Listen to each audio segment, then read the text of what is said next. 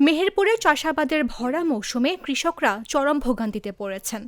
সরকার নির্ধারিত দামে সার না পেয়ে বাধ্য হয়ে খোলা বাজার থেকে অতিরিক্ত খরচে কিনতে হচ্ছে। এতে শুধু উৎপাদন খরচ বেড়েছে নয়, ফসলের ফলনও ঝুঁকির মধ্যে পড়েছে।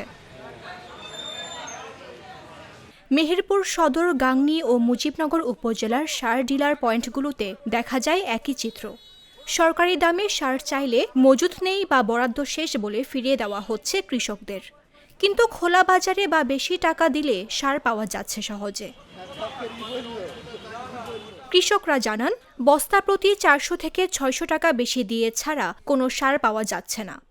ইউরিয়া, ডিএপি, এমওপি সব সারের ক্ষেত্রেই একই পরিস্থিতি।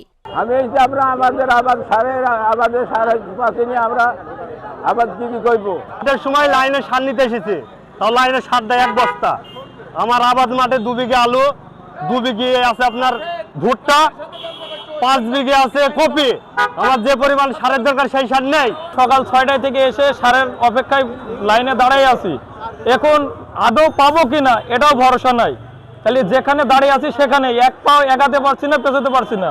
কারণ হচ্ছে কি, লাইনে যে সার অধিকার দিচ্ছে এটাও খবর পাচ্ছি না। কৃষকরা অভিযোগ করছেন, ডিলার পর্যায়ে কৃত্রিম সংকট সৃষ্টি করে এক শ্রেণীর অসাধু ব্যবসায়ী অতিরিক্ত মুনাফা লুটছেন।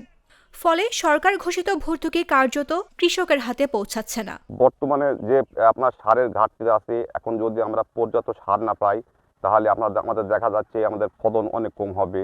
এতে আমাদের চাষিরা আপনার ক্ষতিগ্রস্ত হবে। যে দোকানে যাচ্ছি সার দিচ্ছে না, আবার যদি বলা যাচ্ছে যে পরে ১৭০০ টাকা ১৮০০ টাকা বস্তা, তখন সার পাওয়া যাচ্ছে ভরপুর। যদি সার পাই তাহলে আমার ওই জিনিসটার ফলন হবে আপনার বিঘি হুই ১৮ মণ। এবার আমি সার যদি না পাই তাহলে তো আমার ওই জিনিসটার ফলনটা আসছে না, তখন তো ফলনের হার আমার কমে যাচ্ছে আপনার, তখন ১০ মণ হারে আসবে যখন আমি খাবার যখন না পাবো। ধান, কলা, পেঁপা আছে, সব কিছু চাষ আছে।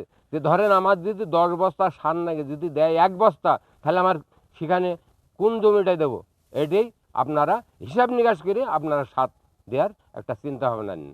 চাহিদার তুলনায় বরাদ্দ কিছুটা কম, তবে অতিরিক্ত দামে বিক্রি করা অভিযোগ ভিত্তিহীন বলছেন ব্যবসায়ীরা।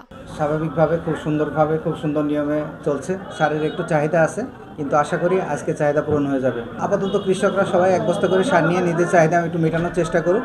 ইনশাল্লাহ এর পরবর্তীতে আমরা পুরোপুরি সার দিয়ে তাদের চাহিদা পূরণ করে দেবো। ১ বস্তা করে সার দেওয়া হচ্ছে, ১ বস্তা ইউরিয়া, ১ বস্তা ফসফেট, ১ বস্তা পটাশ, ১ বস্তা ডিএপি। ইনশাল্লাহ এর পরবর্তীতে আর সারের জন্য চাহিদা থাকবে না, আজকে দেওয়ার পরে চাহিদা মিটে যাবে।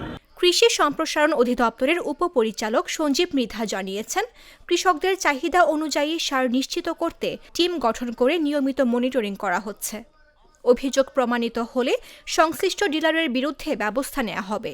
আমরা ডিলারদেরকে স্ব পয়েন্টে থেকে যাতে তারা সার বিক্রি করে এবং যার যতটুকু চাহিদা সেই মোতাবেক যেন সার বিতরণ করে, সেইভাবে তাদেরকে উৎসাহিত করছি এবং আমাদের টিম করে আমরা মনিটরিং কার্যক্রমটা পরিচালনা করছি। চলতি মৌসুমে মেহেরপুর ডিএমপি ও এমওপি সার চাহিদা ৩১,৬৬০ টন নির্ধারণ করা হয়েছে। সামান্য ঘাটতি বা ব্যবস্থাপনার দুর্বলতাও কৃষকের জীবনকে কঠিন করে তুলছে। এখন দেখার বিষয় সরকারি বরাদ্দ এবং তদারকির মাধ্যমে প্রকৃত কৃষকরা আদৌ সময়মতো সার পাবেন কিনা। মামদুহা রাইসা, জাগো নিউজ।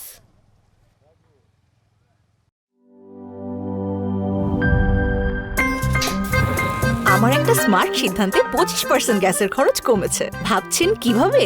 সাধারণ গ্যাস স্টোভ বদলে আমি এনেছি আরএফএল গ্যাস স্টোভ। এর সাইন্টিফিক নজল ও ব্রাস বার্নার ক্যাপ সমানভাবে তাপ ছড়িয়ে রান্না করে দ্রুত, তাই গ্যাসও বাঁচায় 25%, টাকাও বাঁচে 25%। আরএফএল গ্যাস স্টোভ নিরাপদ ও গ্যাস সাশ্রয়ী।